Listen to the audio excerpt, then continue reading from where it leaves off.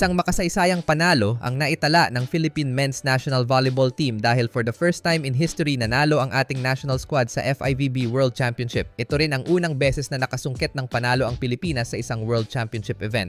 Ginulat nga ng ranked number 89 team na Philippines ang ranked number 21 team na Egypt in 4 tight sets, 27-29, 25-23, 21-25 at 21-25.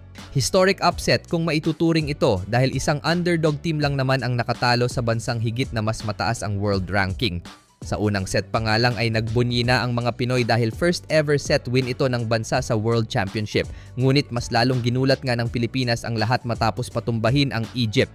As expected, nanguna si Filipino star Brian Bagunas in scoring with 25 points from 23 attacks at 2 blocks. Breakout game naman ito ng newcomer na si Ordiales tallying 21 points.